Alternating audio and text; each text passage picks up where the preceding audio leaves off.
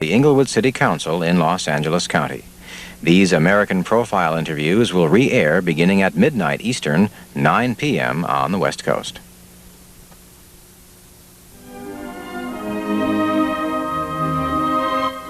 Coming up next on C-SPAN, we air a Democratic candidates debate held this past week in San Francisco, sponsored by public television station KQED.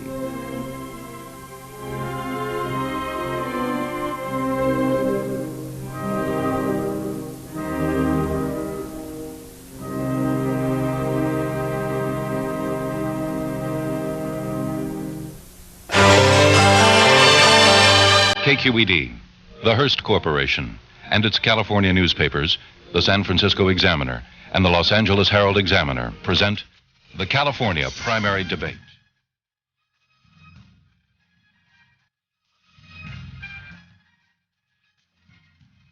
I'm reminded today of one of my favorite biblical quotations: "The truth shall set you free." And in this case, a lot sooner than I had expected. I got a fair hearing, and the people have decided, and now I clearly should not go forward. It's been said that the opera isn't over until the fat lady sings. Well, last Saturday in Michigan, I think I heard her walking to the microphone. Running for president is a little like taking an ice-cold shower.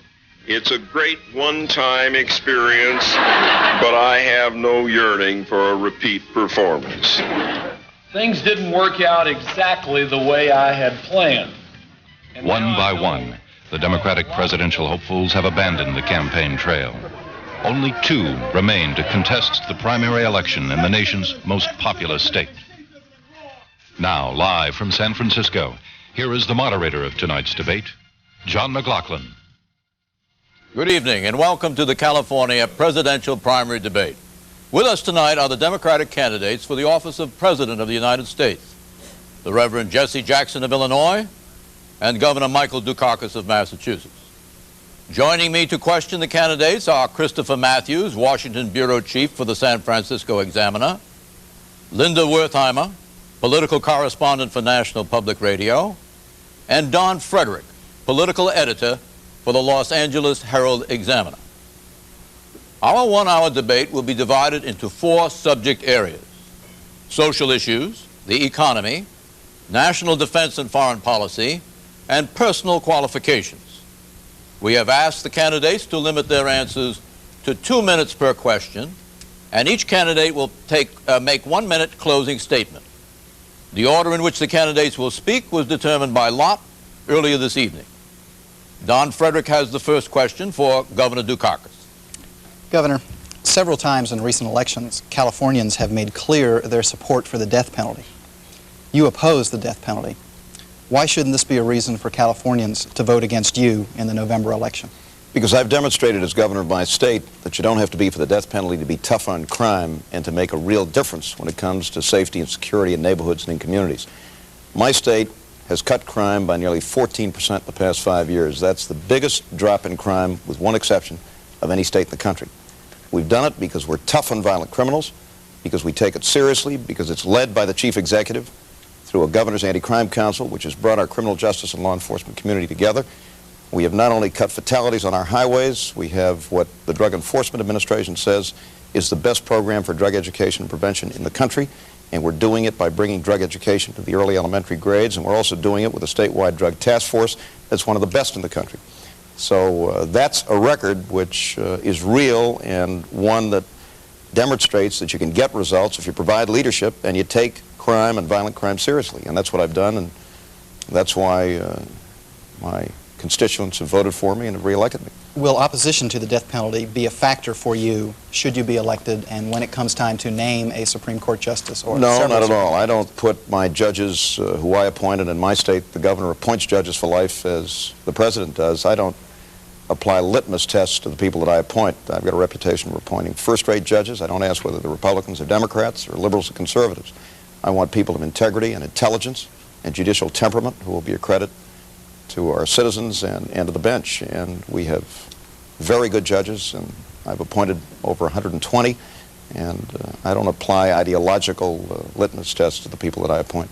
Chris Matthews, do you want to jump in I here? just want to ask you, do you oppose the death penalty as a matter of principle in Yes. all cases? You cannot Yes, I do. imagine a case in which the death penalty is called for. I'm against it, and I think if you look at states across this country, you won't see any relationship between the application of the death penalty, Chris, and reductions in crime. I pointed out that my state has the second best record in the country, but we've done it by taking violent crime seriously. We're tough on violent criminals. We don't fool around. We've beefed up our law enforcement agencies. We provide them with resources and support. I personally lead that fight. And if I'm President of the United States, we're going to have a National Anti-Crime Council chaired by the President of the United States, and we're going to take that responsibility very, very seriously. Governor, do you feel that your position on capital punishment, in combination with the unfortunate experience with your furlough program, where you released many hardened criminals who were murderers, who then got involved in serious crimes? That's not true, John. That's not true. It happened on one occasion. And this was a program that was started by a Republican governor long before I became governor. It was continued by Governor King after he defeated me, and I continued it. The federal government has a furlough program which furloughs thousands of inmates every year. Well over half the states in this country have furlough programs. There's nothing unusual So about you a don't furlough think program. your appearance is that of being soft on law enforcement because of this combination of positions? The record speaks for itself. My state has cut crime more than any other state in the country, with one exception. That didn't happen by accident. It happened because we've got a governor and a legislature and a state that takes violent crime seriously and does something about it. Don Frederick, would you put a question, please, to Jesse Jackson? Reverend Jackson, 2 weeks ago in Los Angeles, 13-year-old Jamie Finney and a friend were riddled with bullets as they returned home from a hamburger stand. The innocent victims of gang members bent on revenge because of a drug deal gone bad. Jamie's survivors include a 3-year-old brother. What specifically will you do as president to keep him and the rest of our urban youth from likewise becoming victims of our increasingly violent street gangs or from drifting into gang membership themselves? Well, first of all, I intend to meet with gang membership as I challenge young people all across this country to have a high moral standard of conduct and challenge them to avoid drugs either as anesthesia for their pain or as a way of making living. But those young people are not born gang bangers, they were bred that way. So long as you have inadequate investment in them in their formative years, you're going to have inadequate and unfair and unfortunate results.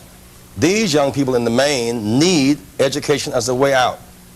There has been a cutback on scholarships and increase in jail membership. A classic case would be in this state, if one goes to a state university for 4 years, a full academic scholarship would cost less than $30,000. If one goes to Soledad for 4 years, a full penitentiary scholarship would cost more than $120,000. We've got to make a judgment to pay now or pay later. If we invest in these children early on, prenatal care, Head Start, and daycare, invest in them job training and a way out will reduce the possibilities of this. The other part, however, is that I want to bust drug pushers wherever I find them. But not just the children on the streets, but those bankers who launder that money, and those government officials who take a wink as that money comes across these borders. We cannot just focus on the end result of drug gangs in the streets while our administration is implicated in dealing with drug dealers in Panama and Honduras. In other words, the government must have moral authority and credibility to make a real impact. You focused a great deal on supply, cutting the supply. What about demand? Would drug tests at the office place be something that you would endorse? No, because really the drugs are in the mind before they're in the urine. There must be some commitment, therefore, to raising the moral standards of our children and our society in general. I'm concerned that we, as president, I could substantially cut the supply of drugs, but the people must be a part of a partnership to cut the demand for drugs. It is a partnership, but that involves an awful lot of mass education. And lastly, it involves an investment of money. The people who are sick right now, who need drug centers for treatment, who've contracted AIDS through drugs, not through sex. Therefore, I put forth a budget with a commitment to invest in helping to rehabilitate those who are sick. Linda Wertheimer, would you put a question, please, to Reverend Jackson? Reverend Jackson, we've been talking about violence. Now let's talk about family questions and children. One of the problems of the 1980s is that with two parents working, the question of who cares for the children becomes an important question.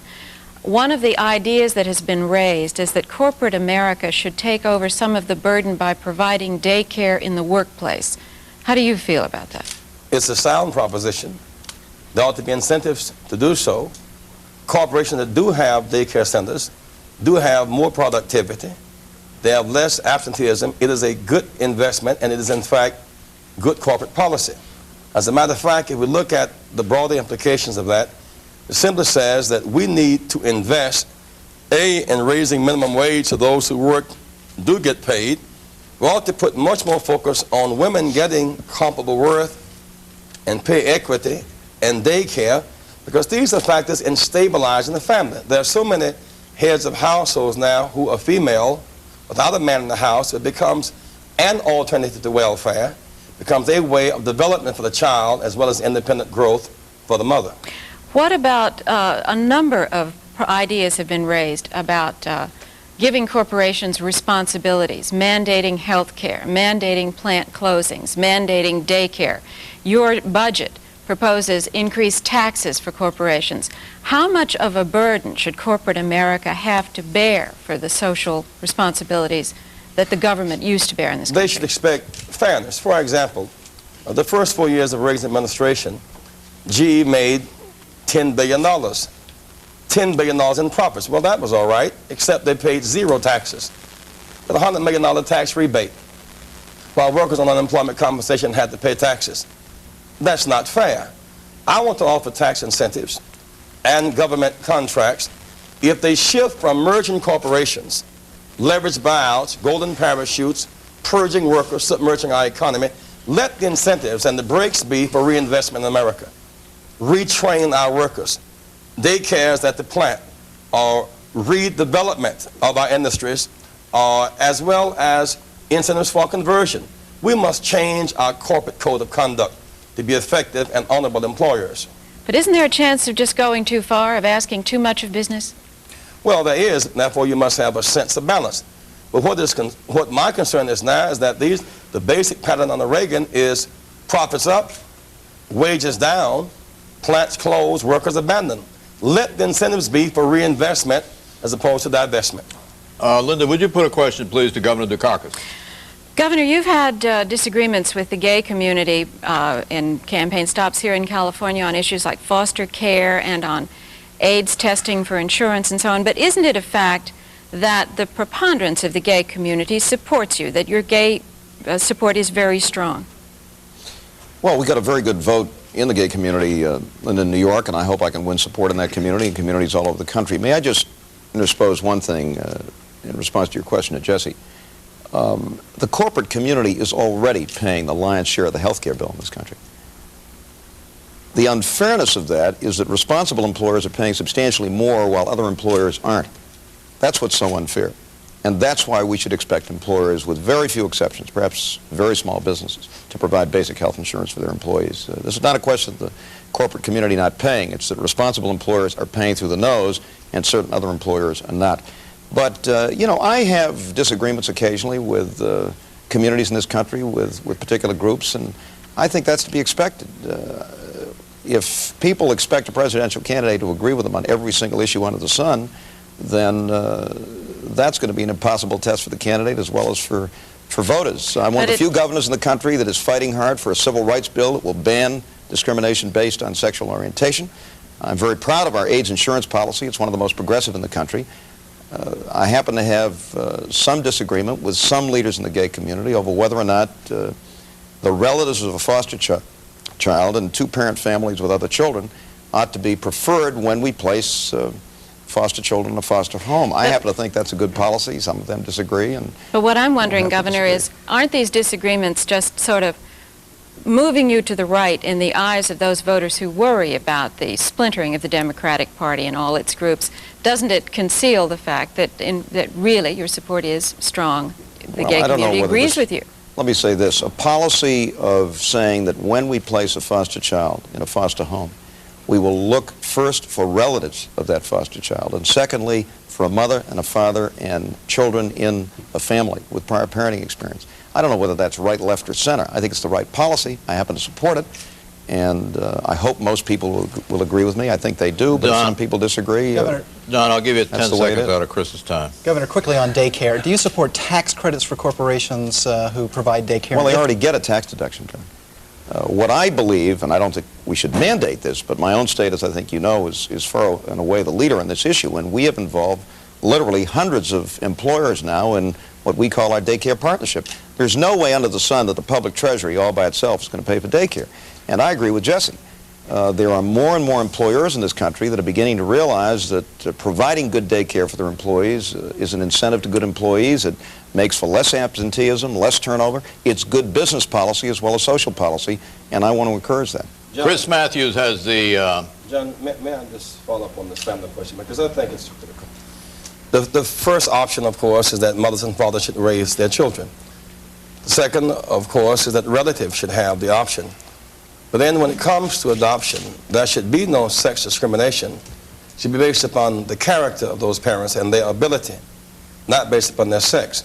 Some parents who are straight, sexually or otherwise crooked in their behavior. You must judge people by their conduct and by their character and by their ability, and not have any shadow of sex discrimination hanging over that judgment of children being adopted. Chris Matthews to Michael Dukakis. Governor, a few moments ago, you spoke from moral conviction on the subject of capital punishment. You said it was a matter of principle, and it's rather a bold statement because I assume that would extend all the way to something like Nuremberg trials. I mean, it's a very strong moral statement. Presidents have to deal with those kinds of strong moral issues. Right. I just want to ask you about two questions that are very ticklish and very difficult, but I guess you have to deal with them when you run for president. One is abortion and one is drugs. Most people, including most Democrats, support the right of a woman, an individual woman, to make the decision because of privacy or whatever philosophical reason regarding abortion. It's a very difficult issue. Many people disagree with that, but I believe you support the right of a woman to make that choice. Why do you not support the right of an individual person, any kind of person, to use drugs as they would? In other words, let them make that decision. Why does the state have to be paternalistic about drugs? Why not regulate them, legalize them, and let people make their own decisions? If you let people make decisions about abortion, why can't they make them about where they put drugs in their veins? Because you're dealing with two different issues, and I happen to feel differently about those issues, and you have to make judgments based on the particular issue in question. I happen to think, and I don't like abortion or favor abortion or think it's a good thing. I don't know of anyone who does. But I think experience teaches us that in the last analysis, it has to be the woman in the exercise of her own conscience and religious beliefs that makes that decision. And I think that's the way that we ought to resolve that issue. On the other hand, I think most of us believe that drugs are bad for people, that it is and would be a mistake to legalize drugs and drug use, and we think there ought to be very severe restrictions on the use and abuse of drugs.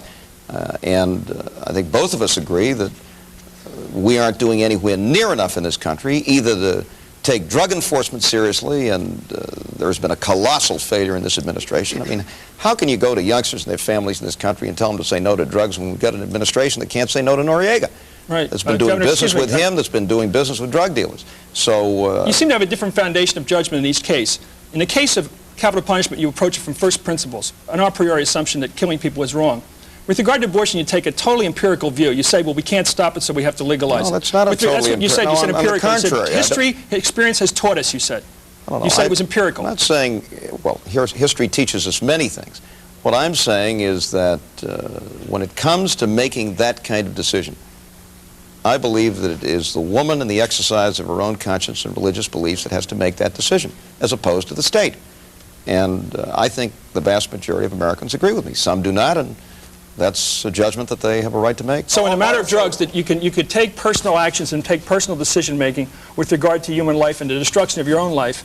But with regard to abortion, with regard to abortion, you can make those decisions, but you can't make those decisions. Suppose drugs affect people negatively. Why should the state tell them they can't take them? Chris, the world is full of situations where we say, you can't do this and you can't do that, and that's against the law and that's against the law, because we happen to think it's the wrong thing for society and for individuals. We do that all the time. I'm just trying to find a consistent moral formulation. We say parents have to send their kids to school, right, in this country, and that it's illegal not to.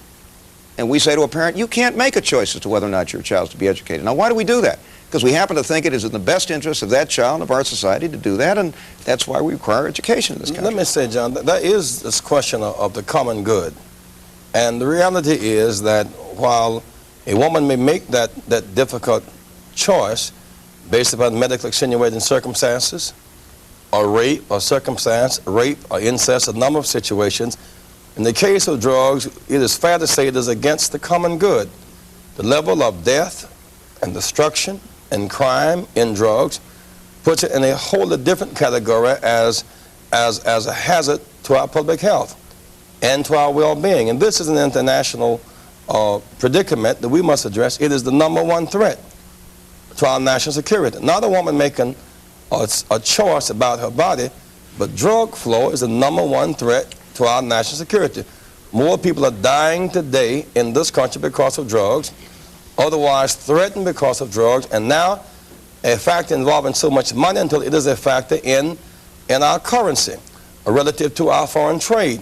We cannot take lightly the need to put forth a fully funded, comprehensive war on drugs, which will involve convening those heads of state where drugs are grown, which will involve strengthening our Coast Guard, backed up by our military, which I support. It will involve a commitment to rehabilitation centers for those who are sick, and there are literally thousands of people who are. The average heroin addict steals $35,000 worth of product a year, and they kill people and drive cars on the wrong side of the road and drive trains on the wrong side of the track. You simply must appreciate the magnitude, the threat to our character and security that drugs represent, and in my judgment, take a wholly different view. You favor the death penalty for kingpin drug lords? I do not.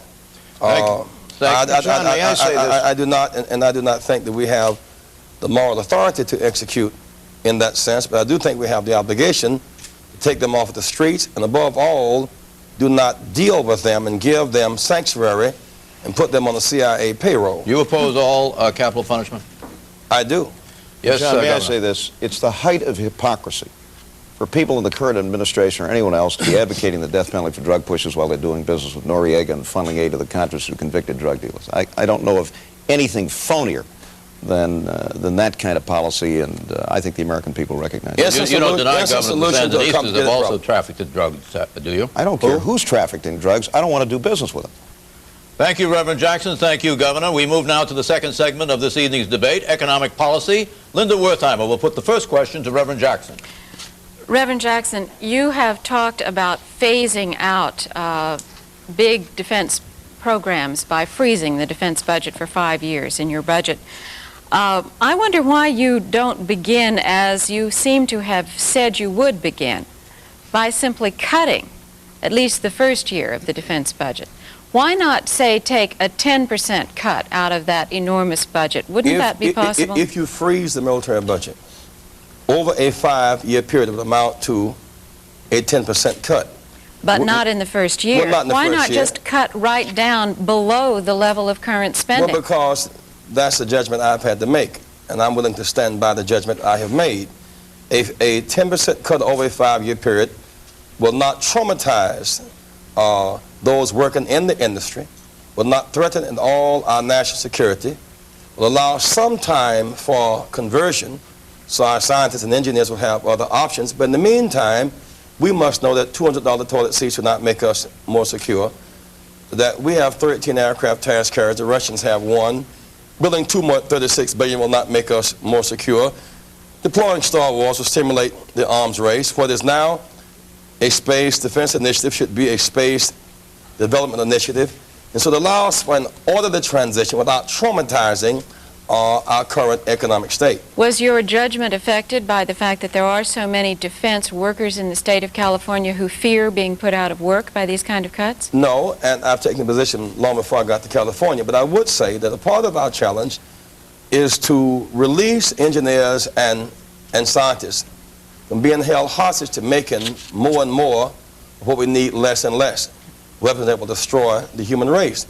The reality is these same scientists and engineers who now fear if we have a peace economy, they will lose their jobs in peace, they'll lose their lives in war. Why can't we free up these engineers to take the lead for joint ventures with the Soviets into outer space and into Mars? Why can't we free them up to begin to use their skills to help us develop a third world Marshall Plan and thereby make the whole world more secure? It just does not seem to me to be sound judgment to keep making more of what there is less of a market for. I suppose the classic case to me would be this. Almost everybody here owns a VCR personally, and almost nobody here owns an MX missile. Once we're making MX missiles with our best scientists, but they're running out of a market for the VCR, there's growth and there's social use. So we make sense, we'll make money, we'll make peace as well. Linda Wertheimer to Governor Dukakis. Governor Dukakis, I'm sure you've had a lot of questions this week about why you have not been as specific about your budget plan as the Reverend Jackson has. I've been there, Linda. What I know want what to happens ask you to a is, chief executive when you try to make a budget a year before you get there. And Well, it's a serious mistake. Let me just ask you this. I made that once. I'll never make it again. What do you think of his budget? Where do you think, what do you agree with in this budget? Are there some areas where you think he went way wrong? We agree on many things. We disagree on some things. But let me tell you what's wrong with trying to make a budget. And we've seen a very good example of it in the last week or two. Well, I'm prepared to mention a few examples here. But let me tell you what's wrong with this whole process. Within the last week or two, states and the federal government have discovered that we're not going to have anywhere near the revenue we thought we were going to have this year. At the federal level, they may lose about $20 billion that they thought they were going to get. My state's suffering a revenue shortfall. New York is down $900 million. The state of California is down over $2 billion. Now, this couldn't have been anticipated. Apparently happened because people were transferring capital assets in late 1986 to try to get in under the wire before the Federal Tax Reform Act went into effect in 1987. What happens to Jesse's budget or anybody else's budget? I'll tell you what's happened to mine and Governor Cuomo's and Governor Deukmejian's. We now have to adjust. We have to make changes. The assumptions that we used when we submitted those budgets to our legislatures in January have gone out the window. That's why you don't make a budget now for next year. You lay out your priorities. I've made it very clear where I would cut, where I would spend. But there's no way under the sun that I can produce a budget document now for a year from now. I don't know what I'm going to face. Suppose we face a recession. Suppose we walk into a recession, one of us. What does that do to this budget? It's obsolete the day you walk in there. The real problem with that is that the governor's laying out a budget of promises, but not a budget of numbers. And budgets really are about numbers, about and I'd priorities, like to know what and you about think. commitment. So if the governor says, I want to have a college education available for every youth, it's a noble ambition and a teacher's corps. Good, but I'll put up $275 million. The language and the numbers do not reconcile. The governor says we need a plan for reindustrialization. Of course we do. Projection is we'll need $1 trillion over the next 10 years. You'll put up $500,000.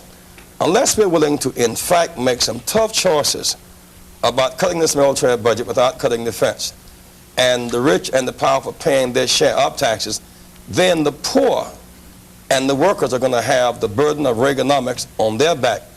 I've laid out my case to the people, but I want a mandate for change. Let me give you an example of something I find puzzling in Jesse's budget. We both happen to be committed to basic health insurance for every family in this country. I've laid out in detail how I would do that. There's nothing in Jesse's budget that does that. Now, how's he going to pay for it? How's his budget going to pay for it? I've said we need basic health insurance for every family in this country, and I've laid out a plan in detail for doing that, which will require employers who are not currently insuring their employees to do so. Now, I think that's a fiscally responsible proposal. I think it's going to provide basic health insurance at long last for citizens and families in this country that go to bed at night and don't know how they're going to pay their health care bills when they get up in the morning if their kids get sick. And I think that's a responsible position. There's nothing in Jesse. Jesse says he wants a study commission. The governor has laid out a plan. What good does that do? For a health care plan in Massachusetts. I don't know. I've laid out a plan nationally. But not for the nation. Oh, no. And if so, what will it cost? $45 billion. What will it cost now? No, on the contrary. If every employer in this country is required to insure his employees, it doesn't cost the federal treasury a dime. You don't think the taxpayers are going to ultimately pay? You don't think you're going to drive some of those companies out of business, Governor? No, I don't, because right now it is very unfair, John, to the responsible employers, and by the way, they are by far the majority in this country, who do insure their employees. You know what they're doing? They're paying 10, 12, and 13% more than they ought to reimburse hospitals for free care and bad debt on account of employees who aren't covered by their employers. One quick point. That's very unfair to those employers. They shouldn't have to pay for employees who don't. And I have a screeching eardrum here, but one quick question to you. Isn't it true that your bill in Massachusetts mandates that a company with 6 employees or more, 6 or more, must adopt this, or there will be a penalty against that No, they will have to contribute to a state fund if they don't insure their employees. And you know the economists have looked at that, and your own legislature repudiated the measure. They passed it. Did they pass it? Overwhelmingly. John, but Sure, I just signed it 3 weeks ago. But John, I thought the House had rejected it. No. We're talking about health insurance. Yeah, the bill is signed into law. It's the first in the country, and we're going to do it nationally. But that's something that I've laid out in detail. It isn't in Jesse's budget. But John, that's the problem. Matthews but John, what he is wants clear, a study commission. What is clear about this is that, for example, only 1 in 5 children receive Head Start. I propose the $5 billion to ensure that all children will have Head Start. Governor, if you just provided for one every other child, it will cost $2.5 billion. Are you willing to invest that kind of money in a Head Start program? Jesse, I've laid out in detail where I'm going to cut. We're going to cut back Star Wars. We're not going to be building supercarrier task forces. We agree on that. We're not going to be spending money on 3-hour space planes from Washington to Tokyo. We're not going to spend $60 billion on the Midget Man missile. We already have a massive, survivable nuclear deterrent in this country, and we're shortchanging our conventional forces at the same time. I've laid that out in detail. What I'm saying, Linda, is to lay out a detailed budget now, well over a year before such a budget would go into effect. Just doesn't make any sense. And I'm a guy that's balanced budgets. I have to make these choices all the time. I've done it for 10 years. A commitment to the public. Reagan has cut over $100 billion from legal and social services. The governor at this point has committed to $775 million to offset Reagan's and Bush's budget deficit. If someone perceived to be conservative, a Non, a Fowler, a Robb, put forth that conservative response to Reagan's damage to conservative working people in this country, they would be dismissed and challenged. My appeal to the governor is to put forth a plan with priorities and a commitment so as to gain a mandate from the people. We could not just manage Reaganomics, we got to end it and change the course. I make that commitment. We turn now to the third topical area of this evening's debate, national defense and foreign policy. Christopher Matthews has the first question for both candidates. The first question John, to I wanted to get to my economic question because it really segues from this point. I want to get to your strong suit, Governor, the Massachusetts Miracle. Governor, I've lost control of this debate, as you can see. This is a very important question. We're meeting here in California. Used to work for the Speaker. He knows that. California. He knows the tricks. California. He just finished a book called Hard Ball. Thank you, John. That's what we're getting. I wouldn't have done it myself. You throw it and I'll catch it. Governor, thank you, Governor. The Massachusetts Miracle has been talked quite a bit about in this campaign. Here in California, you could say the people here have already had their Massachusetts Miracle, in the sense that California has grown from a state of 14 million people in 1960 to twice that. Basically, it's like the whole state of Pennsylvania bringing its factories, its cars, its pollution here. And that's what California is like right now. How are you going to stop that from happening again over the next 20 or so years? How are you going to manage, not how are you going to create development, it's happening out here. How are you going to stop it from destroying the state, development? Helm, I, as President of the United States... Yes, because you've spoken many times about your determination as President to be a kind of... in housing, the kinds of things, environmental protection, the kinds of things that are going to preserve a very special quality of life out here and at the same time make it possible for people to enjoy that quality of life. What I'm saying, Chris, is that on the Iron Range of Minnesota, where they've lost 10,000 jobs in 8 years, down in the Rio Grande Valley in Texas, where they have unemployment rates of 30 and 35 and 40%, in the industrial Midwest, where they are anxious for growth, there we ought to encourage growth. So that's where the Massachusetts Miracle really does apply as a perfect kind of solution. No question about it. We can invest in regional development. We can work with those parts of the country that have been hurting and struggling through these last 7 or 8 or 9 years and encourage growth in those areas. That will tend to ease the pressure for growth in areas like California, but I don't think the President of the Congress ought to try to dictate to California or other states how they will grow and where they will grow. But I must say, given the growth in California, you certainly don't want to undercut it with offshore oil drilling, which is a potential hazard. You don't want to expand nuclear power in the face of that, which has proven to be quite dangerous and quite costly. You do want to enforce the environmental protection laws and protect the environment and not the agents, because that's a big factor in all of this. You do want to enforce occupational safety and health laws. And lastly, you want to have a commitment to those children growing up, because here, this is the largest state, but now you have the #1 state in terms of overcrowded classrooms. So this growth must be accompanied by adequate investment in people and reinvestment in the infrastructure.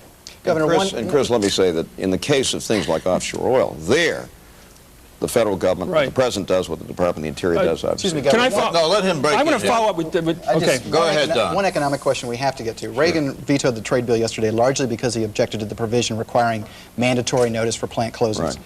You've blasted him for that. Very serious mistake. Yet what he endorsed, voluntary notification, is exactly what the law is in your state. No, it's not what the law is in my state. And in any request that the plants notify, but there's no requirements. Under our plant closing, why doesn't Massachusetts have a required notification law? Under plant closing, our plant closing law, companies must rewrite their health insurance policies to provide 90 days worth of health insurance after a person is laid off. That's mandatory. They don't have to notify in advance, though, do they? Unless they are prepared to make a commitment to notify in advance, they cannot qualify for help from any of the state's financing agencies when it comes to industrial revenue bonds and industrial financing.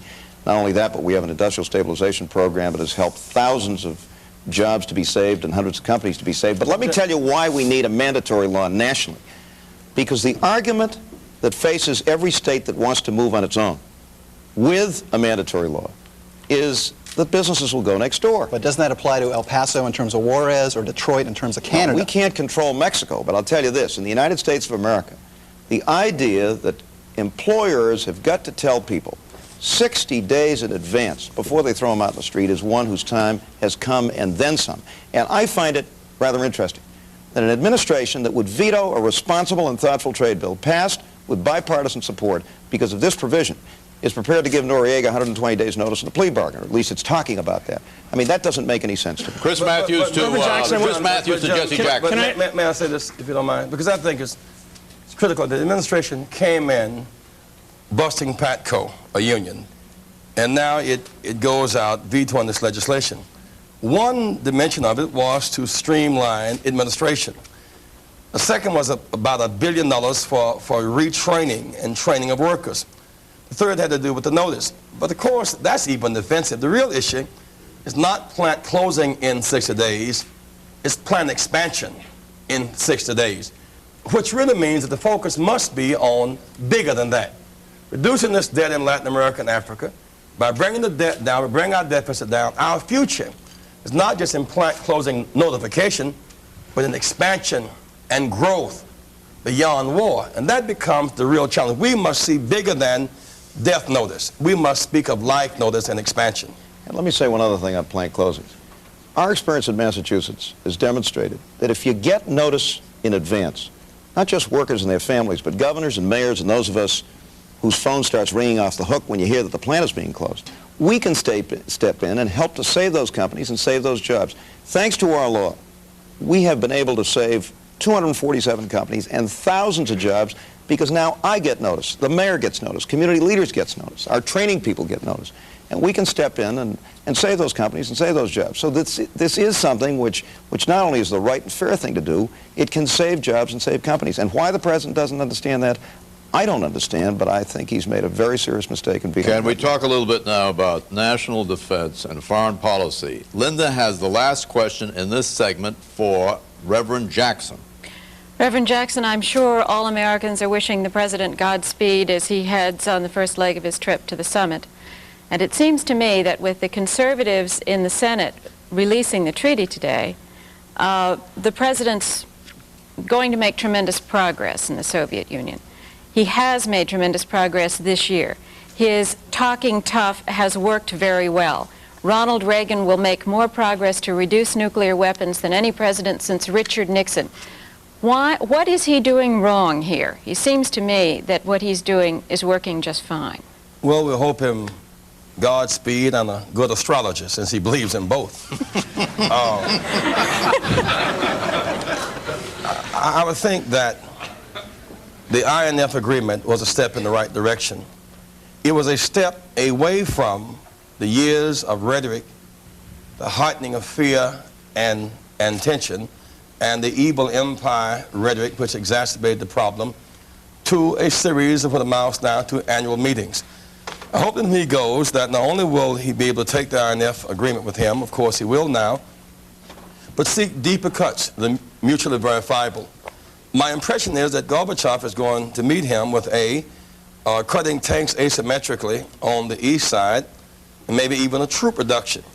It's clear to Gorbachev now, he's just coming out of a defeat in Afghanistan, we're coming out of a quagmire in Nicaragua as well, that these superpowers cannot expend their energies on third world intervention and building weapons that no one can use. They must now put more focus on joint development. Beyond deterrence and threat of war, there must now be seen the possibility of peace and joint development. I hope that when they leave that meeting in Moscow, they will jointly use their efforts to end the Iran-Iraq war, for example. Jointly use their efforts to get South Africa out of Angola and Namibia. They will look beyond the arms race to more useful joint efforts in the third world and non-weaponization and development of space. But hasn't Ronald Reagan's way of doing this worked? No, I do not think so. In the real sense, we have this very costly military buildup. The reality is the Soviet Union remains a threat to us with 24,000 nuclear warheads on computer, and we to them with 26,000.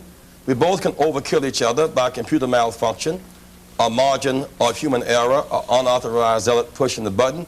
It is significant that the adding of more weapons in Europe did not scare Gorbachev into meeting with us. Gorbachev took a certain initiative. He removed SS, for example. He moved toward a test ban. He moved toward stopping the deployment of missiles and began to gain strength of all places in Western Europe. And Reagan had to respond because public opinion shifted. I am glad that we've now moved away from rhetoric and threats to aggressive negotiations. I want to keep that process going. John Frederick, would you put a national defense foreign policy question to Michael Dukakis? Governor, you've stressed the greater adherence to international law and the conduct of our foreign policy. Right. Does that mean that before we would launch, say, a bombing raid on Libya or blow up oil platforms in the Persian Gulf, that we'd clear it with the United Nations or the World Court? Of course and not. if not, what do you have in mind?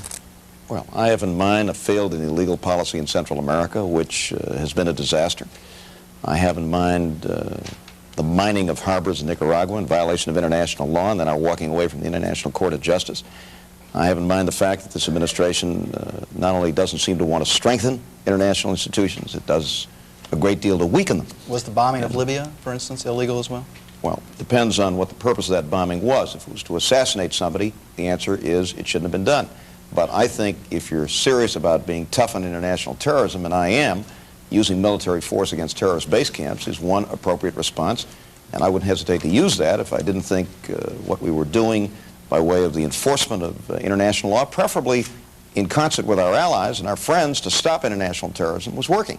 But I think this country, if we're serious about providing the kind of strong and responsible international leadership that we should be, must be a country that demonstrates that respect for the law, respect for treaties, and respect for international institutions is an essential part. That doesn't mean that we give people a veto in what we do, or that we don't have a right to act in our national interest. But I think history teaches us, and the Afghanistan pullout on the part of the Soviet Union is a very good example of that, that superpowers wandering around the world like lonesome cowboys trying to intervene and do the kinds of things that the Soviet Union tried to do in Afghanistan are going to fail. May I ask the question? The UN, the State Department has released a report now that RENAMO, a South African-backed group in Mozambique, last 12 to 24 months has killed 100 to 200,000 people.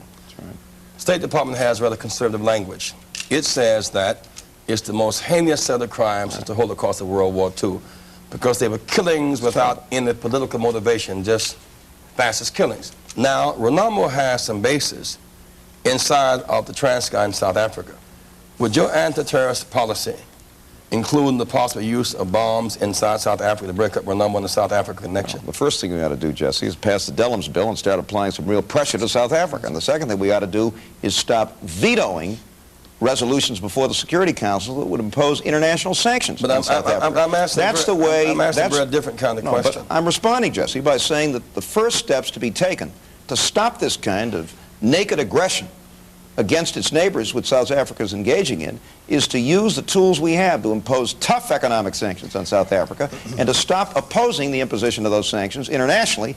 I want this country to lead those efforts, and the way you do it is through international institutions and with your neighbors and allies. But the original question was, what kind of military action would you take against terrorists, whether in Libya or some other place? South Africa sponsoring terrorist raids into neighboring states. The same terrorist policy apply to the possible use of military force relative to South Africa. Well, I've laid out that policy, Jesse, and yes, one aspect of a tough anti-terrorist policy is the use of military force against terrorist base camps. But there are many ways to attack terrorism, and one way to do it is to get tough on South Africa, and that means the Dellums bill, and that means the United States leading the effort to make that an international boycott instead of continuing to veto resolutions over and over again at the Security Council. Just to clarify what you said earlier, Governor Dukakis, you're saying here tonight that you would not insist on the observance of international law rigidly under all circumstances. Well, I didn't say that, John. I did not say that. You did not say that. Well, but I know of no... Let me ask you this. Do you approve of the administration's effort to oust Noriega through economic sanctions? So long as it's consistent with the Drug Act of 1986, the answer is yes. Well, it's in technical violation of the Organization of American States Treaty because we did not secure 2/3 of the nations to support the action taken by the United States. The Congress of the United States in 1986, John, passed a law which gives the President the right to cut off aid to nations which are not cooperating in the fight against drugs. But you also said... That is not a violation of the OAS You Charter. also said that the OAS treaty must be observed in this instant, but it was violated. But yet you do support the economic sanction. You didn't hear what I said. I said I would impose the sanctions that are authorized by the 1986 Drug Act, and I know of nothing in that Drug Act that violates the OAS Charter. John, I think that, but the unstated question here is, in fact, is Reagan and Bush plea bargaining with Noriega for silence? Or is he plea bargaining with Reagan and Bush for sanctuary? We've heard one side of the story. All we really know is that there was this courtship with Noriega by the administration. Then there was marriage to Noriega, putting him on the payroll for this marriage. Then there was a divorce. Something broke down. And then there was the bargaining to try to patch up the marriage. We know there was this policy of setting the whole forest on fire to get one man out. They didn't get the one man out. Now we're being discredited in a failed policy. The reality is that we're dealing not just with Noriega, but other drug dealers as well. The unanswered question for the American public, in which George Bush really must answer between now and November, is how much did we know about Noriega and drugs and when? And did we in fact send down a plane full of guns and bring back a plane full of drugs? That's critical for foreign affairs. It's also critical for the dignity of our government, because it's very difficult to challenge our children to avoid crime and drugs if in fact our government is not a moral authority. Governor Dukakis, I want to add one other thing. If we learn one lesson from this latest administration fiasco in Central America, John, it is that we cannot create a climate for human rights and democracy in Central and Latin America unless we work with our democratic neighbors and allies. And that's what the OAS is all about. 3 respected former presidents of Venezuela, Costa Rica, and Colombia had arranged for Mr. Noriega's departure to Spain. But we didn't pay any attention to them. We were going to do it our way, and we got ourselves another colossal mess in Central America. Governor Dukakis, earlier we had a segment of this program whereby Jesse Jackson would put a question to you, and you would put a question to Jesse Jackson. Now, he has put his question to you. I'd like to ask you to put a question to Reverend Jackson. Did you put your question to me? I did not. I just took advantage of the situation. I still want my question. We're racing against the clock here, and that's why I'm asking you to forego your formalized question unless you feel the irresistible urge to do so. You asked the question, didn't you? But why don't you, Governor Dukakis, put your question first? John, Jesse Jackson and I share a great concern about housing and housing opportunity in this country. We've got 2.5 million people sleeping on streets and in doorways all over America. We've cut back on our commitment to affordable housing in this country by 90% in the past 7 years. It's unconscionable. It's unacceptable.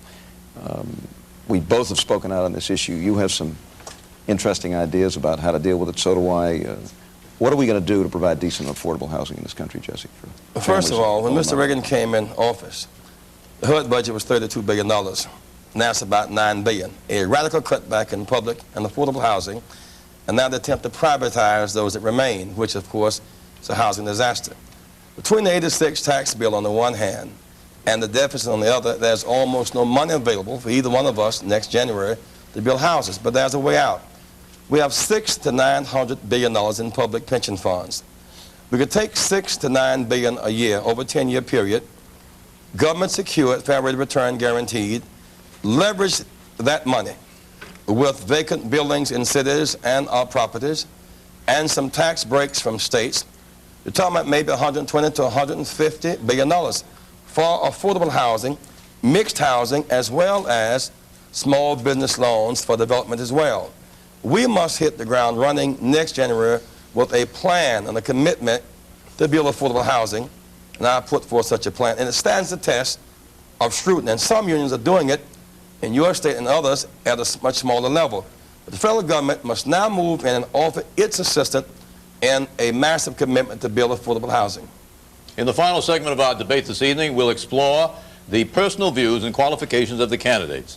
Each of the gentlemen will have 5 minutes to respond to the three panelists' questions. Christopher Matthews, your question for Reverend Jackson. Reverend Jackson, I think my question was for the governor, wasn't it? Sorry. He's confused. You mean that you formulated your question formulated the for question only ahead a of certain time. candidate? No. Well, ask us both. I'd like to ask a question I couldn't get to before because I had another one arranged. You've taken a position on sanctions. You're very tough against sanctions for immigration, which is a very big issue in this state, employer sanctions. Do you support any kind of regulation of immigration? This has become the new Ellis Island of America, as you know. Do you support any regulation of immigration? Well, obviously there must be regulations, but they must not have built into them discrimination based upon color and culture and language. When the immigration policy, A, separates families, is fundamentally a morally weak policy. When it suggests that people who look Hispanic or who are Hispanic surname must have a card in their pocket as if they're in South Africa, there's something beneath our dignity about that. I'm also concerned that we see the cause and effect between poverty and war on the Latin American side and immigration on the North American side. We will never be able to finally get away from the fact that unless we commit ourselves to developing our next door neighbor, Mexico, and begin to raise that economy, the game will be tilted and people keep pouring across this border. And lastly, people who are working in these fields are not draining our economy. They are subsidizing our economy. So I support a strong immigration policy, but it must be fair and it must be consistent. You support some form of sanctions on illegal immigration, is that right? In the current situation, not in the future when the Mexican unemployment rate is going below 25%, but right now, do you support any sanctions against illegal immigration? Well, of course, we have borders and we have quotas and we have standards, and I would support them. But when someone evades the Border Patrol and arrives in this country and takes a job, do you support any sanction against those people, or do you consider that a victimless crime, or do you think it's harmless? Or what do you think? In some instances, it's whether they were fleeing for their lives, they're fleeing out of desperation. In some sense, we cannot narrowly conceive laws that do not take into account the overwhelming impact of our sharing 2,000 miles of border with Mexico, the greatest gap between haves and have-nots of neighbors anywhere in the world. So we can have laws to slow it down, but that will not be an effective policy until we see as much advantage in a Marshall Plan for Latin America as we did for Europe. And when development begins to take place, people will want to stay home, want to develop where they live. As long as we have this great disparity between the two countries, we're going to have people fleeing for their lives or for a better life. And when people are fleeing, but the only crime they commit is one to be a part of us, I tend to be sympathetic to those people. Linda Wertheimer, would you put a question, please, to Governor Dukakis dealing with his personal credentials? Governor Dukakis, when you, in your first term as governor, your colleagues, your Democratic colleagues in Massachusetts, reached the conclusion that you were not qualified to be governor, and they decided to dump the Duke. Now, where did you go wrong, and what lessons did you learn from it? What lessons should we learn from that? Let me count the ways. Well, you know, although that defeat was the most painful thing that ever happened to me, Linda, it was probably the best thing that ever happened to me. Because being defeated, having a chance for 3 years to go off and think about it and reflect on it, brought me back as a better person, as a better governor, as a better political leader. If I'm elected President of the United States, I will be a much better president for having gone through that experience. I think I'm a better listener, a much better builder of coalitions. I have a great relationship with my legislature these days. And I understand a lot more about what it takes to build that kind of relationship, and that's sometimes what defeat does for you. I'd just soon not go through that experience again. It was a very important experience for me, and it's made me a much better person.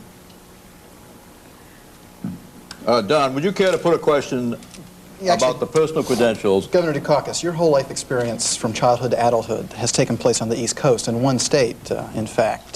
To assure myself and other Westerners that you understand us. Well, I spent some time in Latin America, Don. I spent some time in Korea. You know, I've... Mostly in Massachusetts. Yes, can you of course. identify qualities that have struck you as distinctive about this region of the country? Well, there happen to be great similarities, as I think you know, between my state and California, between New England and this part of the country. Great differences, too, and I'm interested in Yes, those. but many similarities. Very strong commitment to education. We are both high-tech states. We're both states that value our environment and treasure it. We're both states and regions that are coastal states and regions, and we understand how important those ocean resources and our coastline happen to be and how important it is to preserve them. We are both trading regions. We understand that we're going to be better off as a country if we have more trade, not less trade. And that gives me, I think, a particularly good understanding of the concerns and hopes and aspirations of people here on the West Coast. There are great similarities. To conclude the debate section of this evening's program, let me call on the candidates to make a one-minute closing statement. Reverend Jackson, we'll hear from you, please, and please observe the time limit. Well, you didn't all night, John, but I gave it a try. This campaign is not about just changing presidents. It's about changing direction. It's not about charisma or competence. It's about courage and candor in a new direction. It's about challenging the military budget to be managed properly. It's also about cutting the waste and investing in people and reinvesting in our infrastructure, not just weapons that we can never use. It's about choosing Head Start and daycare and prenatal care on the front side of life rather than jail care and welfare on the back side of life. It's about being able to confront the American people with tough choices. I would rather challenge the rich and the powerful who got a big party under Reagan to pay for their party and add an additional burden on the backs of poor people. What is Reaganomics except taking from the poor, giving to the rich, paid for by the middle class? I offer a plan. This is hope for those who want housing, hope for those who want education. I'm willing to pay for our dreams. On June 7th, vote conscience, vote courage. If I make the most sense, vote Jesse Jackson. Michael Dukakis, may we have a closing statement? This fall, the people of America will not be voting just for two different political candidates or even two different political parties. They'll be voting for two very different basic sets of values. Some people want Star Wars. I want Star Schools. Some people want to build missiles. I want to help build young minds. Some people want to overthrow governments in Central America. I want to help create jobs and economic opportunity in Middle America. I think we can build a bright and vibrant future for this country, a country in which there is genuine opportunity for every citizen in this land, no matter who they are or where they come from or what the color of their skin. I think it's unconscionable that almost 40 million Americans don't have basic health insurance, that 2.5 million of our fellow citizens are sleeping on streets and in doorways, that we aren't protecting and preserving our environment, and we can do something about that. And I want this to be a country which provides the kind of international leadership that is true to our values and true to our principles. On the 7th of June, you're going to have an opportunity to make a choice. And I hope you'll make that choice for me. Together, we can win the nomination, we can win the presidency, and we can make this country a country that you and I can be very proud of. Thank you, Governor Michael Dukakis and Reverend Jesse Jackson for joining us this evening. In a moment, we'll be joined by three keen observers of the political scene to talk about tonight's debate, to talk about the conventions and the general election. The first question we will discuss will be, predictably, who won tonight's debate? We'll be back after this short break. Please stay with us. Join C-SPAN as chairman of the Gannett Company, Alan Newharth addresses the National Press Club in Washington. After his speech, Mr. Newharth will answer questions from members of the press corps, Saturday, June 4th, beginning at 11 a.m. Eastern Time, 8 a.m. on the West Coast.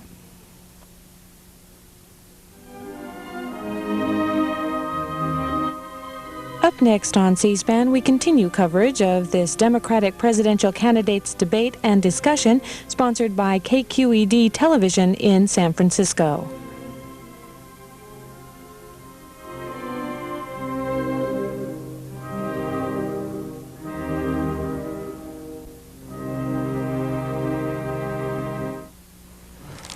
We are coming to you live from San Francisco following a one-hour debate between presidential aspirants Michael Dukakis and Jesse Jackson. Joining our panel now is Bill Press, political commentator for KABC TV, Linda Breakstone, political writer for the LA Herald Examiner, and Kenneth Walker, anchor for USA Today TV. I'd like to start with you, Kenneth, because I know that you're totally unbiased in this proceeding. Who do you think won the debate? Well, John, this must be the 200th debate these two have had in the course of this campaign, and neither one came here prepared to, in the classical sense of debate formats, lose. I think both of them accomplished what they wanted to. Dukakis wants to avoid, so long as he can, answering some of the specifics that Mr. Jackson wants him to address, namely how he's going to pay for some of these programs both of them they say they'd like to see. Jackson wants Dukakis to commit specifically to tax increases. Dukakis clearly and obviously doesn't want to do that.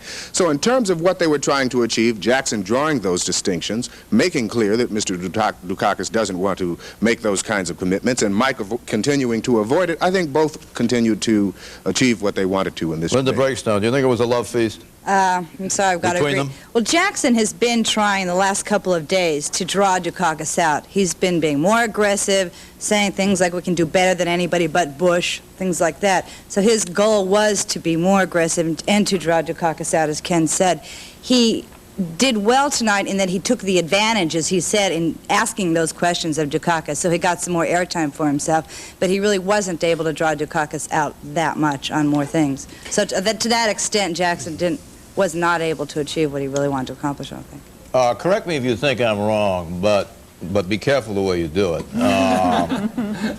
Right now, Dukakis is in an extremely vulnerable period. In a recent CBS New York Times poll, it was disclosed that he's 16 points ahead of George Bush, but it was also disclosed that people know very little about him. Only 27%, for example, recognize him as a liberal. And I think it's patent that he is a liberal, if not a fringe liberal, if you just stack up all of his programs and policies. Now, that's a well-guarded secret. What they know about him is that he's from a Greek background.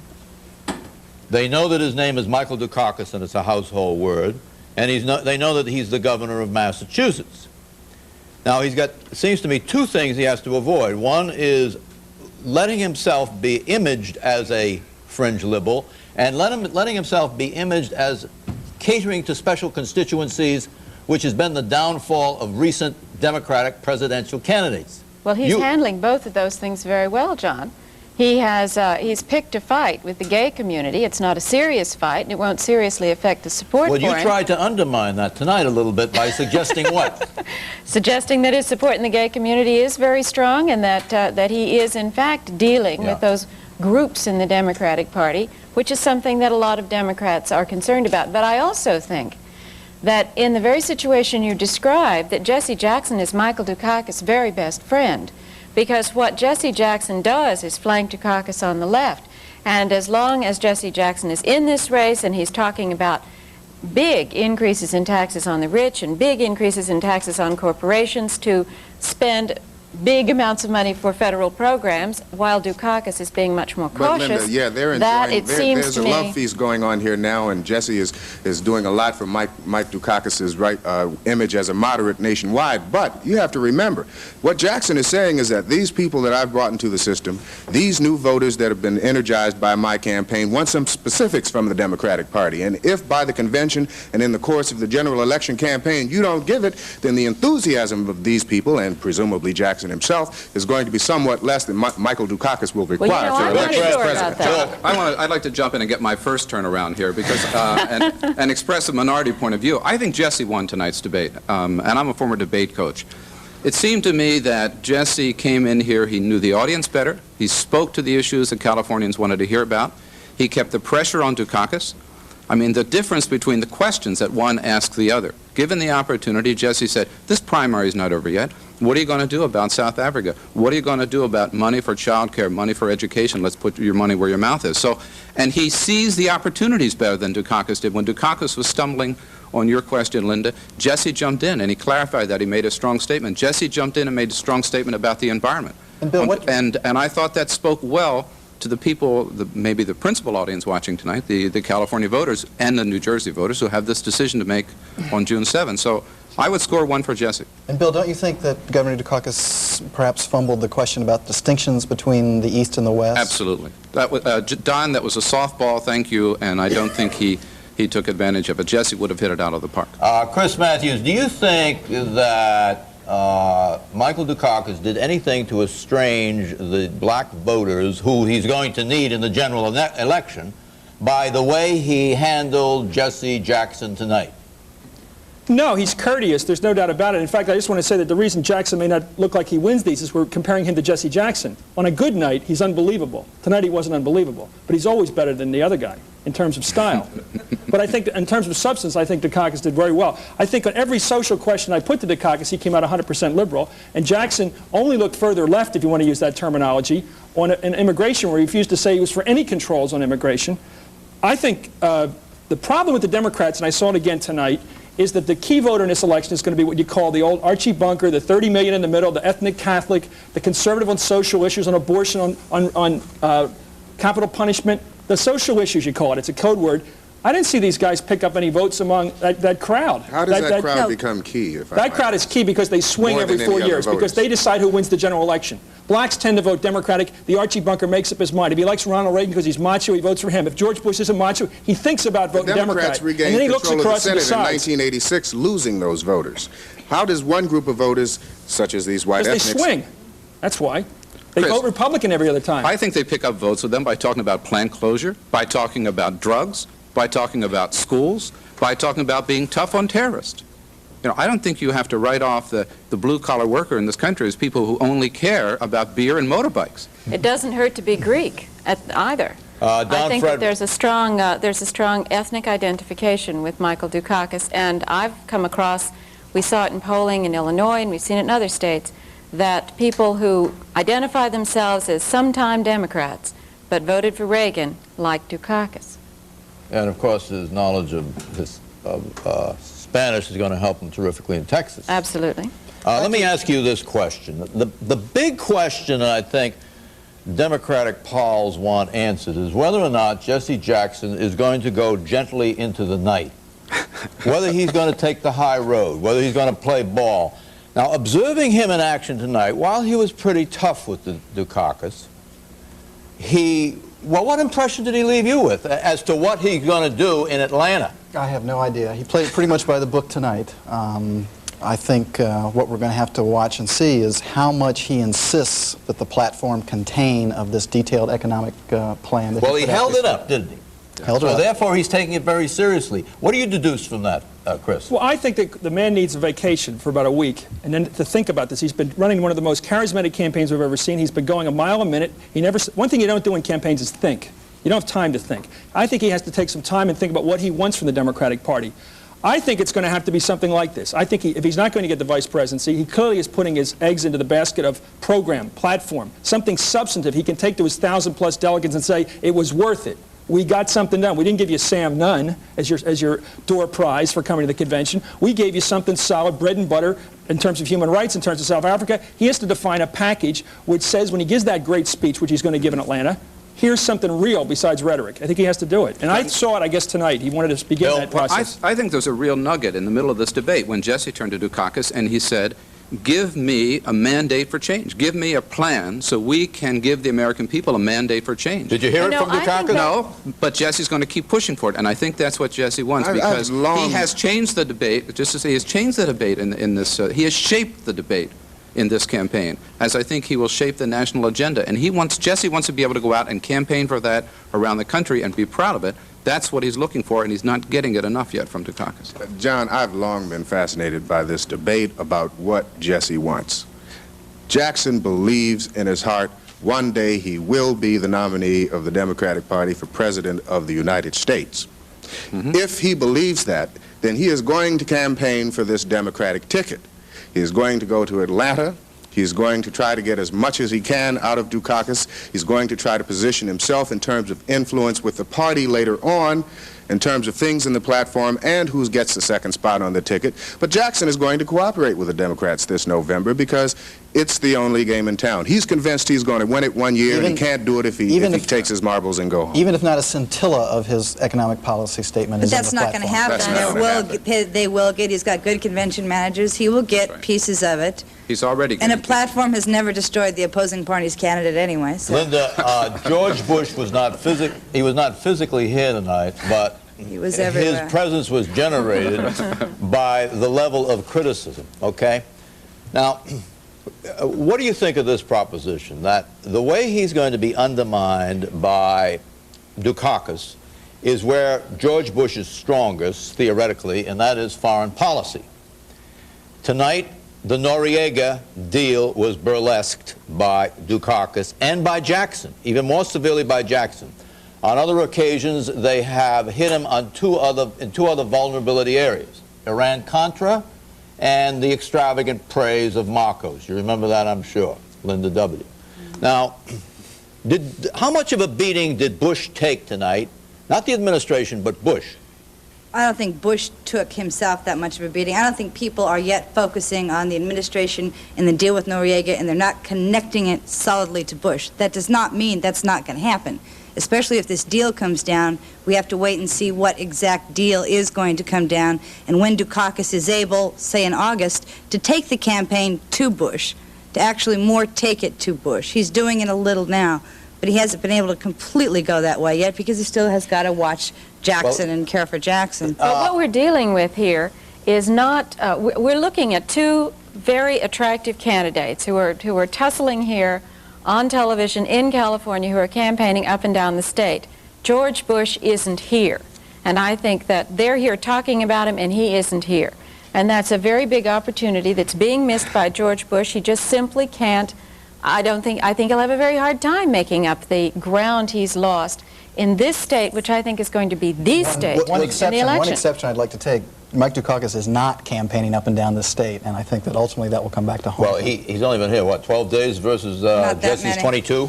Not that many? 6 or 7 at this point. Is that right? 6 or 7. But Bush is not coming back until June 5th. Was there any news made here tonight by anything that was said by either candidate? Bill Press, did you discern anything? There was no news until this debate started. This is going to be the headlines of this discussion. Did you hear any news? No, I didn't see any What news about tonight. this business of drug money to the Contras and Dukakis? Did Dukakis assert it, or was it? He did assert it. He did assert it. But he's asserted that before, and I don't think that was news. What I found was news was I thought he did not rule out, in response to Jackson's question, ultimately taking action against South African support of terrorism against the southern African states. It seems to me, I may be wrong, but that's the first time that Dukakis has taken that step towards suggesting he might approve some kind of either indirect or direct military action against South Africa. Yeah, that struck me too. It seemed like Reverend Jackson was able to corner Dukakis on that one. Did, Chris, I ask you this because I know you have some pretensive knowledge of foreign policy. As a matter of fact, you're an authority on Janusz Kardar, I hear. Is that right? That's right. We've been talking You were about going to put a complicated question. No, I was going to put an emotional question, and I decided that we didn't have time. Well, we certainly discovered that. That's right. We had to jettison a great deal as we went. I thought it was very interesting that the governor of Massachusetts said tonight that the Massachusetts miracle does not apply to California. As you notice, I was pushing him when I said we have a highly developed state. Some people would say too developed. Lots of pollution, lots of cars. Every new person that comes in brings their car with them or buys a car. Pollution, the largest contributor to pollution is people. Let's face it. What are you going to do about growth? And he said, well, I think I can use my plant up in Minnesota. And then he said somewhere in Ohio. That was his defense about its non-applicability to the state. In other words, bread and butter issues define elections. He's saying my bread and butter program doesn't apply to California. I thought that was pretty dramatic. Any duplicity here tonight, Don? How about laying up? Huh? No, the furlough program, when that's going to be one of the bigger issues the Republicans use against Mike Dukakis in the fall. The death penalty and the furlough program. Dukakis said most states have furlough programs. Yeah. Most states do not have furlough programs that let out first-degree murderers for the weekend. Yeah. His does. His did. One raped a woman and beat up her husband, and that's why he was then forced into suspending that program. Yeah, I thought that's going to be used against him very strongly, and that's where he was not completely. He was intellectually dishonest, shall we say, in the way he dealt with that question. But what about the current budget deficit situation in the Massachusetts miracle, which he used, curiously, to his advantage by saying, why, when I have learned from bitter experience Should I now do what Jesse wants me to do and formulate a federal budget for a 5-year period when I got in trouble in Massachusetts, which trouble was caused, by the way, because of an inaccurate calculation about the effect of Ronald Reagan's tax reform and capital gains, which, of course, is a crock. See, he's I mean, the last part is a crock.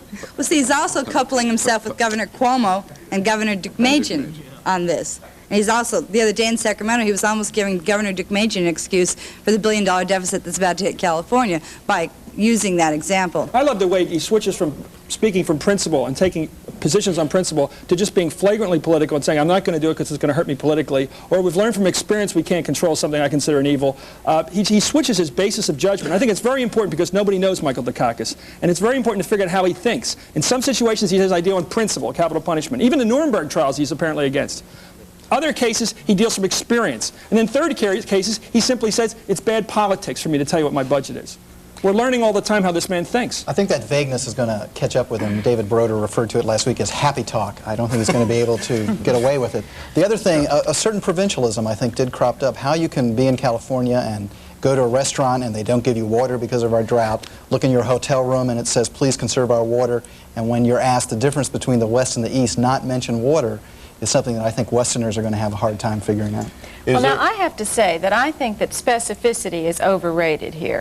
I think that reporters love for candidates to be specific, and they love to say when candidates are not specific. And other candidates love to challenge each other on being specific.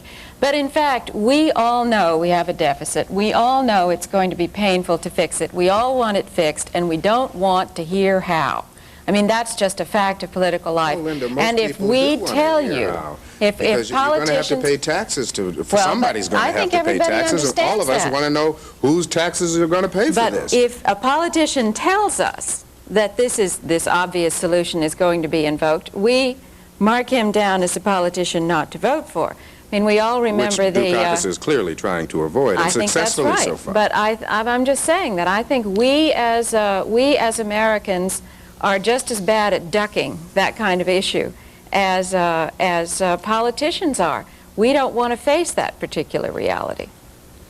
John, I want to come back to a point that you made earlier about the Bush and Dukakis and the foreign policy and the competence of each. You know, I think that is overrated too, in a sense that obviously Noriega is an important issue, and Bush, it sticks to Bush like everything else sticks to Bush.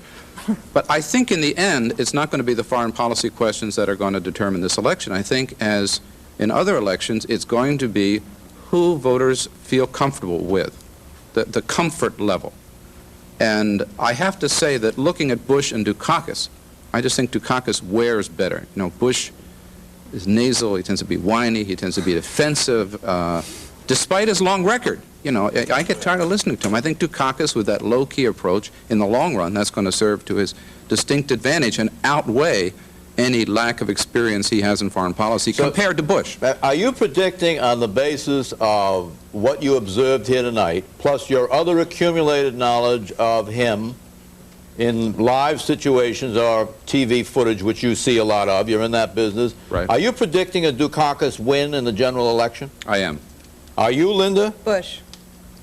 Are you, Ken? I don't think Bush can survive a national campaign. What about you, Chris? This is rubber hitting the road time. Put it on the line, with my columnist hat on, as opposed to my journalist, totally objective view. My sense is that the 8-year rule is going to hold, meaning the country is generally fickle, and every 8 years it throws the rascals out, and it's a very strong pendulum. It's been going all the way for 40 years now. The other thing is vice presidents never get elected president while they're vice president. Never happened since Van Buren in '36. These are strong, powerful political biorhythms, if you want to call them that. I think politically, George Bush has to make the case that he's the advocate of change, and I don't think he can make that case. He can't be the pendulum moving away from the president because he's been without totally he's shadow danced with the president now for 8 years. He's already started to try to do that, Chris. First on Noriega. Yeah. I think he'll try to make some distinctions in the economic area. I think that Bush is beginning, and I think will increasingly try to say how he's different from the president. Right. And What happens when the president goes, up here, boy, up here. What happens when Reagan says that? Get back. Get back where you belong. The president, Lyndon Johnson did it to Humphrey, and everybody's done it to the vice president. Eisenhower did it to poor Nixon. Nixon didn't have a chance because Eisenhower wouldn't do a thing to help him. Which is exactly what's likely to happen. I think Reagan is likely to wind up in the position that Eisenhower was in, and that is that he's basically going to have to take 2 weeks to think about something the vice president did for him in the last 8 years. And what do you mean? He ran his war against drugs. Linda, would you visualize and give me the same judgment that I've asked the other panelists to give? Visualize Dukakis, and you saw him at very close range. You put questions to him when the camera was on him. Visualize him shoulder to shoulder with George Bush in a debate situation. And on the basis of that kind of exposure, tell me whether you think he can defeat George Bush in November. Well, we've seen George Bush debate, and he's not bad at it. I think Michael Dukakis is much better on television than George Bush is. But, you know, George Bush, we say he has to fight the wimp factor, but this wimp leveled everyone in sight in his own primary situation, so he's not a complete patsy in these situations. I think California gets to pick it. I think California is the important state in this next election, and the man who carries California gets the big prize. You think Dukakis is going to win California? I think it is going to be Dukakis. You do? I think it's going to be very close in California. The latest field poll today puts Dukakis 13% ahead, but I think the death penalty, the crime issue in general, and the provincialism hurts Dukakis in California. John, it goes Are back you to saying you're predicting a Bush win in California? I'm predicting that on election night we'll all be going crazy over our deadlines. Let's hope so. Because it'll be up for grabs. To go back to where you originally started with this Bush-Dukakis thing, and Dukakis being from Massachusetts and people not really knowing all of the Massachusetts programs, that's the point I think Don and I are making as we look at California, as we look at this election. Dukakis and what he stands for and things he's actually done, signed into law, vetoed, those things are not all out yet. They're simply not. And Bush is collecting a dossier on Dukakis like you wouldn't believe, and it's growing by the day. Well, you're saying on those kinds of things. that while Bush's negatives are all on the table, Dukakis' negatives are not on the table at all. People don't know anything about it. And this is not just Bush as vice president, what didn't you do? It's kind of vague. This is Dukakis as governor, what did you sign? He's got a strong record. Has the press given Dukakis a free ride, Linda? I don't think they gave him a free ride. I think there were so many candidates and so much to sort out. There's no way just to focus on those things. There were too many things going on. Gave him a window of opportunity. Well, there's a very critical article in the current issue of Washingtonian magazine, the June issue, by Fred Barnes, who's a respected reporter, and occasionally does that distinguished program, the McLaughlin Group. And Barnes makes the point that Dukakis leaves the impression that he's running for president of the United Nations, because he is an old school Wilsonian multilateralist who seems to distrust the president making an independent issue that is independent of the OAS and whomever. For example, the Achille Lauro was a violation of international law when we intercepted the plane. And the point of my question was to him whether he approved of economic leverage against Noriega. I was trying to mousetrap him in this sense that I wanted him to say that he did approve it. But that was a violation of international law. But he says he's always opposed, at least he did until tonight, where I thought he moved away from that rigidity. Are you still with me, Chris? Yes, sir. Huh? Right on top. You got me covered. I thought he moved a little bit away from that rigidity. Did you think so, Linda?